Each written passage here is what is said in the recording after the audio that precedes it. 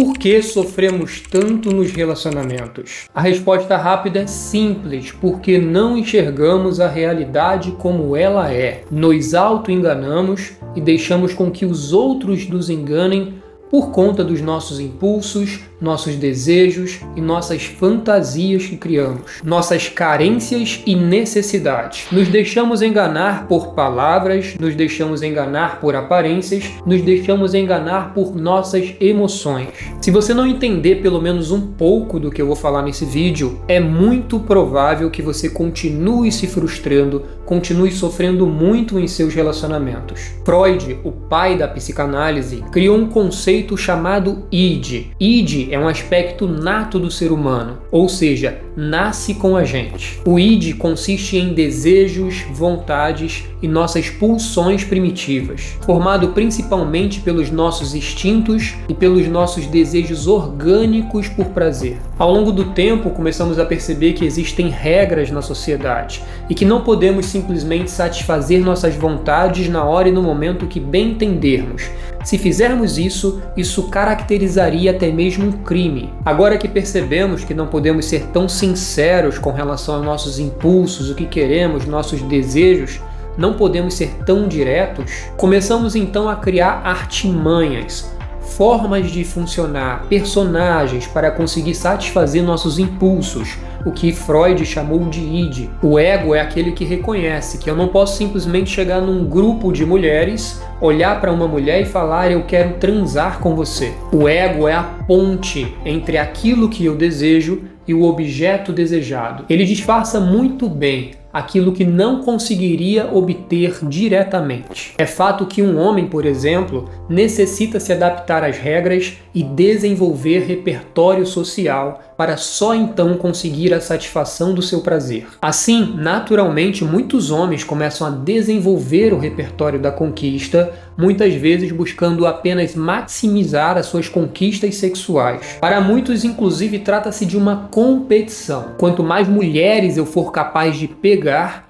melhor. Assim, infelizmente, muitos criam uma disposição de prometer amor, relacionamentos duradouros e até casamento, mirando, na verdade, em um único propósito claro, a conquista sexual. Esse repertório, muitas vezes, da conquista, muitas vezes não inclui apenas a lábia, a fala. Muitas vezes vai incluir também status e coisas materiais. No outro lado, também existem muitas mulheres com forte traço de hipergamia, que é a busca pelo melhor macho, o homem mais forte, o homem mais bem destacado socialmente, o homem com mais riquezas, o homem com mais posses, o homem com mais manejo social e mais aparentemente saudável. Diferente do jogo masculino, que geralmente se baseia mais no manejo social, nos status, na lábia, o jogo feminino geralmente se baseia muito mais no seu físico, na sua aparência, na sua jovialidade, na sua fertilidade e na sua sensualidade. Então o homem que joga, geralmente joga porque acredita e percebeu que essas são as características que geralmente vão atrair mais mulheres. E as mulheres que jogam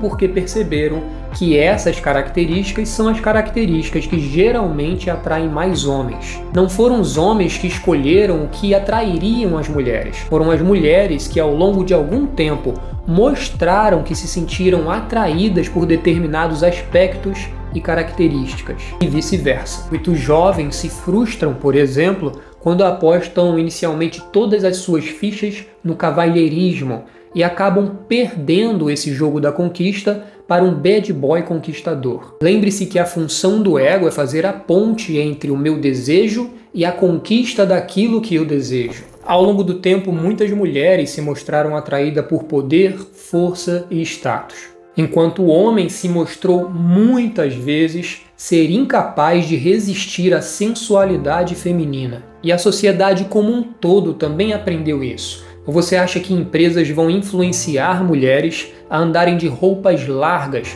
sabendo que o que chama a atenção e mexe com os instintos dos homens são as roupas que facilitam a sensualidade? Um decote, uma roupa que valorize as curvas do quadril, roupas curtas e etc. Para nossos egos, as únicas qualidades que existem são aquelas que mexem com nossos desejos e e nossas fantasias. Enquanto o jogo da conquista masculina é muito voltada para o desenvolvimento de habilidades sociais e status, o jogo feminino é muito mais voltado para a capacidade de encantamento, de encantar aquele que a olha e seduzir.